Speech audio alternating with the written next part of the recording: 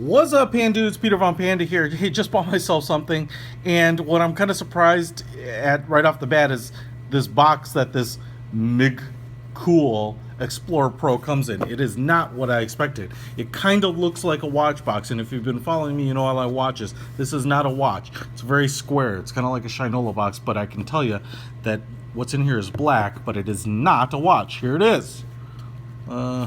See, the top pulls off just like that. And what it is it's an action camera. So what's kind of crazy about this is it's kind of packaged, I don't know, like a watch or an electronic. I mean, I guess it is an electronic of some sort, but usually they come in a kind of a much more, wider box. So here's what is kind of cool. It's going to be kind of a cool unboxing, in my opinion. This MGcool Explorer-Pro. So you get this hard foam. I mean, it's kind of like a custom case, like a custom Pelican case or a firearm or something. I like it. And it's in there tight, man. There we go. It comes out. So here is the camera itself. Comes with this base, standard kind of GoPro style action camera adapter. Comes in a waterproof housing, obviously, and looks pretty good. I mean, so far I'm pretty impressed with it. And if the packaging says anything about the camera, it should be pretty nice. You've got kind of this bolted on protective housing here, power mode button, you volume up and down, selection up and down, and then the shutter button there. You have a big glass back here, looks like a 2-inch LCD screen.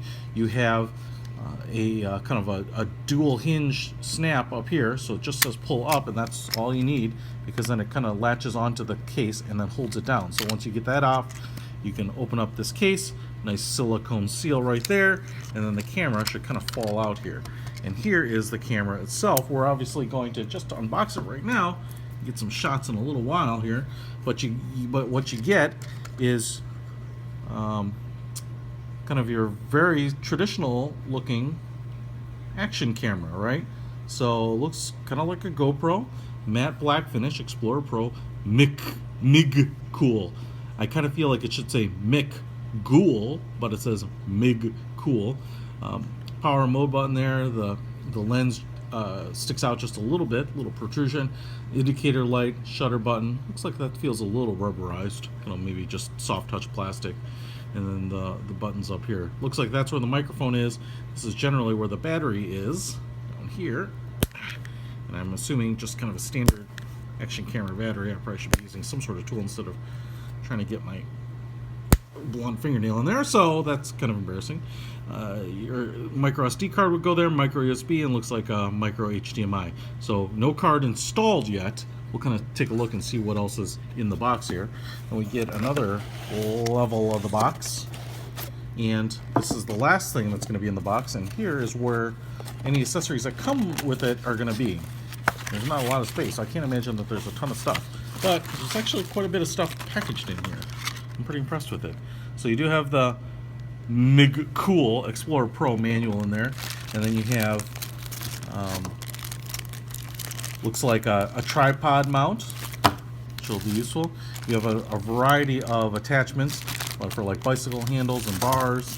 You have a micro USB cable right there for charging it up and data transfer, and then you have a clip. So not the most accessory rich of every action camera or any action camera I've seen, but it's probably the smallest packaging, and that doesn't mean that this camera isn't going to take some high quality stuff. And I actually would prefer getting a good deal on a good camera if this lives up to it, and then getting just a bunch of accessories and footage not being great on it. So let's go ahead and take this MGcool, shoot some video, and see how it does.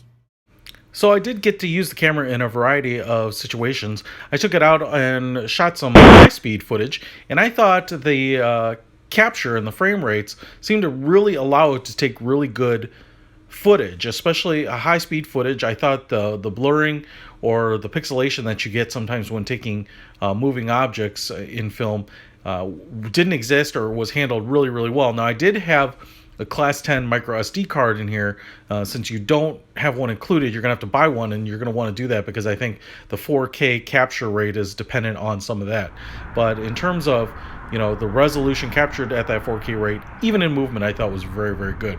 Now, another thing I want to point out here is that because it advertises 4K, I always had it on the 4K 30 frames per second, and I did compare it to some action cam footage that I was taking alongside of it on a 1080p camera, and in review, I thought that the 4K recordings were noticeably better in sharpness and detail than the 1080p. Now, the 1080p, in my opinion, has never done me wrong, especially when you're using them in an action camera situation when you're kind of capturing a lot of fast-moving footage. You don't really need it in that really high resolution, but I definitely thought everything was quite a bit sharper. I thought, even though it doesn't have image stabilization, as you can see here on the boat wobbling, this is pretty extreme, but it's very usable footage. And I don't think in most cases, even when you're walking with a chest cam or something like that, it's going to, be that bad. Now, in the lower light situation, I took some footage here kind of at sundown or getting close to sundown, and I thought the footage was fine. A little lens flare, but I thought, you could see the color variation in the sky and the detail in the grass, and even while you're moving in a little bit lower light or more indirect light, it worked really, really well.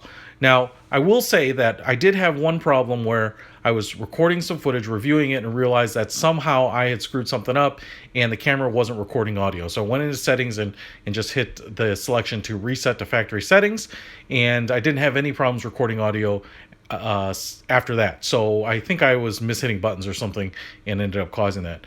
Obviously, the camera's waterproof. The waterproof housing works, as you can tell. I did fully submerge it not only in this shot, but in multiple other shots, and it never failed. So that's kind of nice. I think overall, if you're looking for a 4K action camera that takes really good detailed images and won't break the bank, this is definitely one that you can feel comfortable buying. I'm definitely going to be using it for capturing my action footage moving forward. Now, it doesn't come with all the accessories that some of the other kits do or sets do from other action cameras, so you just want to keep that in mind where you're going to have to buy the SD card and maybe some accessories, but I think for the action camera, pound for pound, this one is a really good one. So it is not just cool, it's MGcool. Peter von Panda. Out.